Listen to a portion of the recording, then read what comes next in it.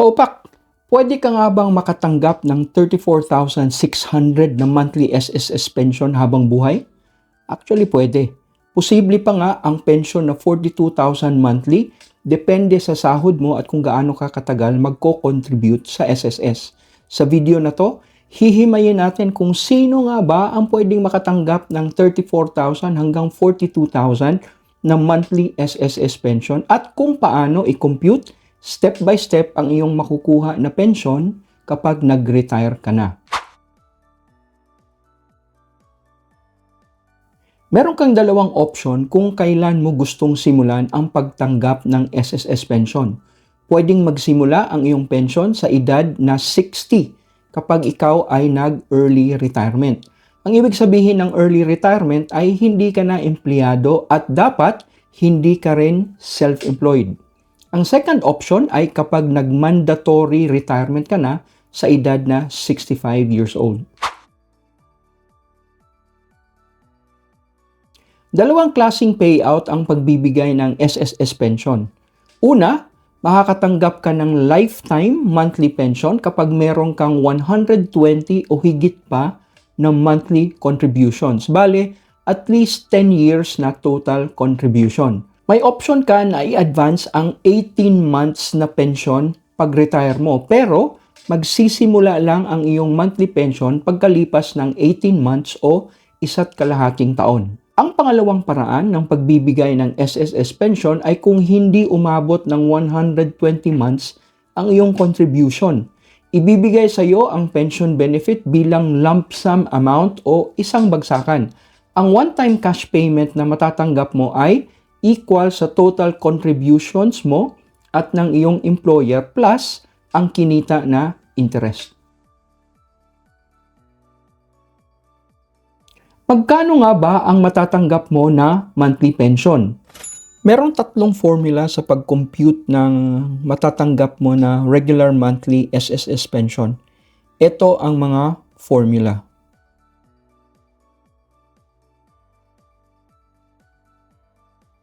Kung iyong mapapansin, lahat ng formula may dagdag na 1,000.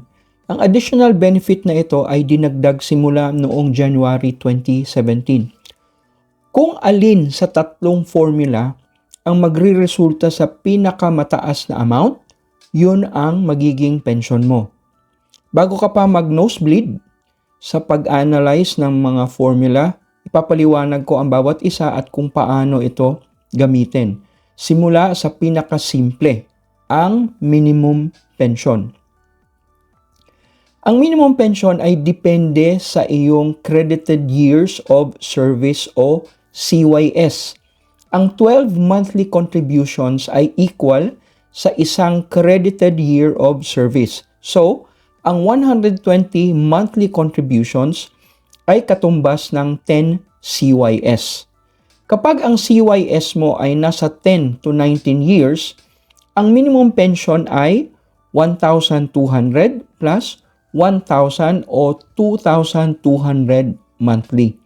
Kapag ang CYS mo naman ay at least 20 years, ang minimum pension na makukuha mo ay 2,400 plus 1,000 o 3,400 monthly.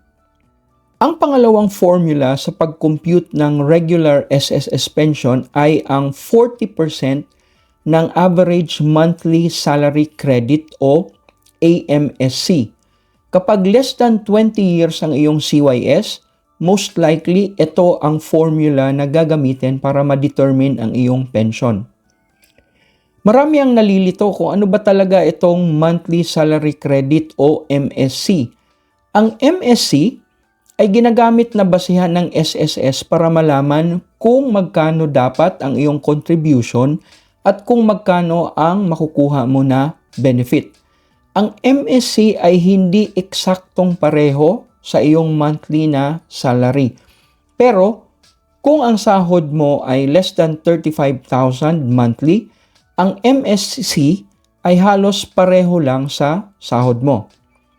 Tingnan mo itong table ng contributions galing sa SSS.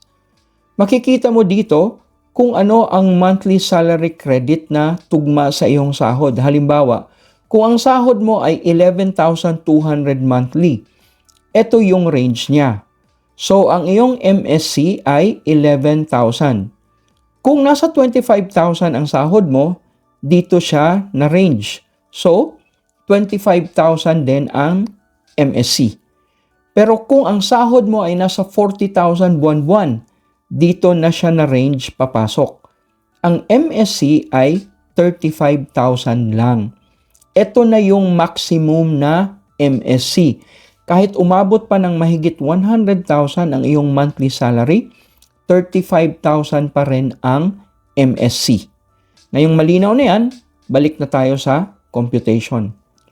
Ang average monthly salary credit o AMSC ay kadalasan nakabase sa average ng last 60 months na contribution mo bago ka mag-retire. Para mapadali ang pag-compute mo, i-estimate mo na lang kung magkano ang magiging monthly sahod mo sa last 5 years ng pagtatrabaho at ito ang gamitin mo na AMSC. Pero tandaan, hanggang 20,000 lang ang maximum na AMSC na pwedeng gamitin sa computation. Halimbawa, kung sa tingin mo ang magiging sahod mo sa last 5 years ng pagiging empleyado ay 35,000, ang AMSC na gagamitin mo sa computation ay 20,000 lang dahil ito ang limit.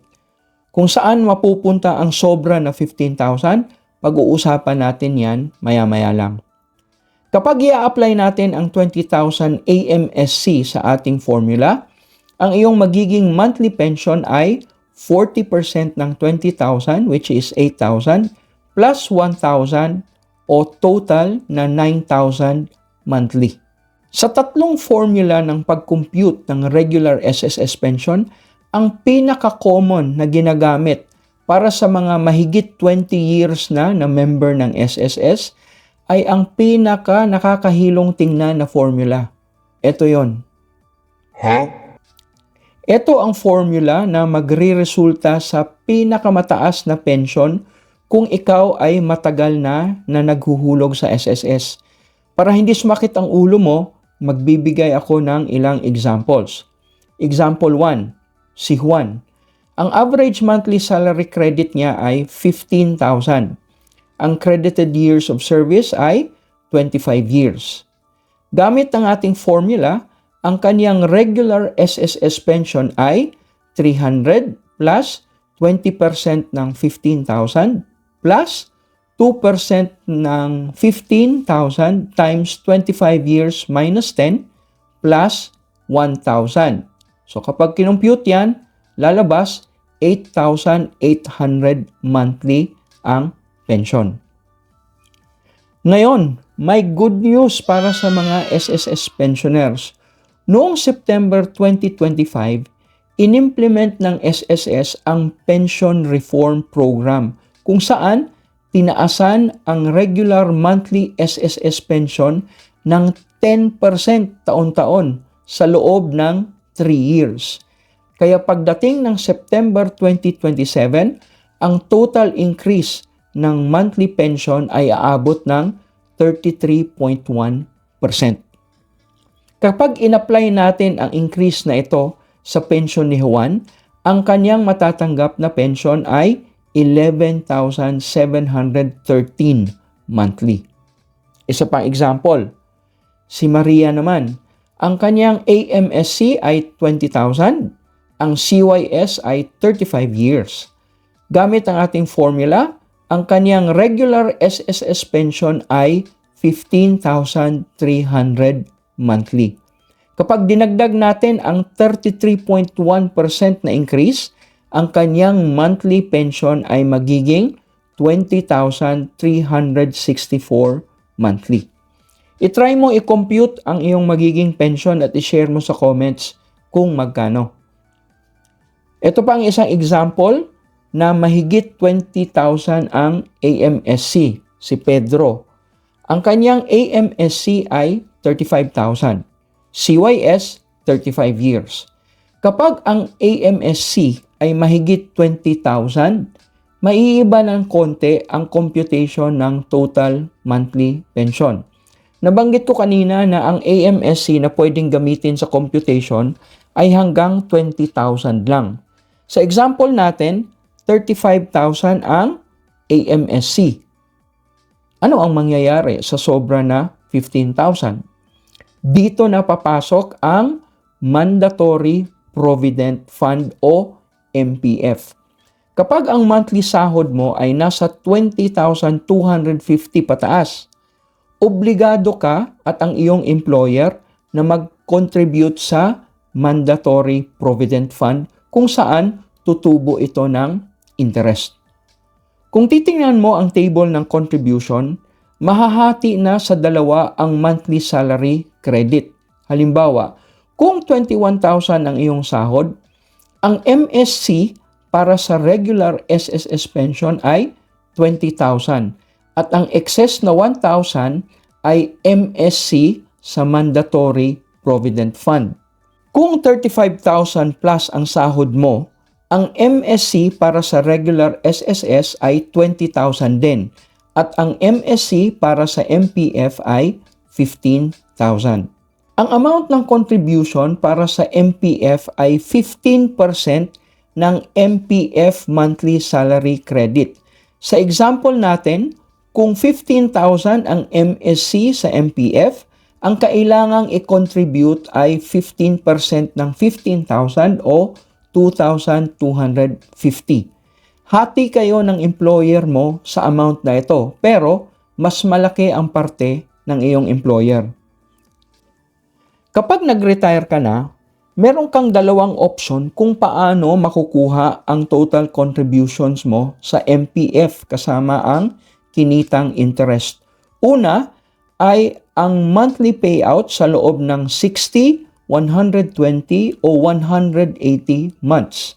Ang second option ay combination ng lump sum amount na hanggang 50% ng total value at ang balanse ibibigay as monthly payout sa loob ng 60, 120 or 180 months. Kapag lagpas na sa 20,000 ang iyong MSC, magkakaroon ng dalawang components ang iyong matatanggap na pensyon. Ang regular SSS pension plus ang payout galing sa MPF. Unahin natin ang computation ng regular SSS pension. Pareho lang ito sa example 2 dahil 20,000 din ang gagamitin natin na AMSC at pareho lang ang CYS na 35 years. So, 15,300 monthly o 20,364 monthly kapag in-apply natin ang 33.1% na increase. Ang simplified computation naman sa monthly payout mula sa MPF ay ang total accumulated account value o TAAV divided by 180 months. I-assume natin na gusto ni Pedro ang monthly payout ay 180 months o 15 years. Ang TAV ay ang total contributions mo at ng iyong employer sa Mandatory Provident Fund plus interest earnings. Sa example natin, ang monthly contribution sa MPF ay 15% ng 15,000 o 2,250 monthly.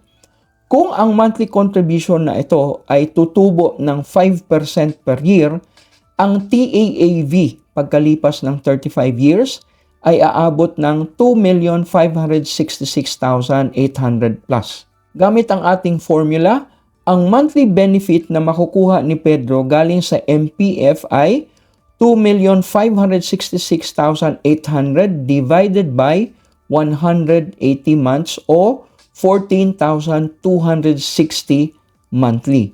So, ang total monthly pension na matatanggap ni Pedro ay 20,364 na regular pension plus 14,260 na monthly payout ng MPF o total na 34,624 monthly.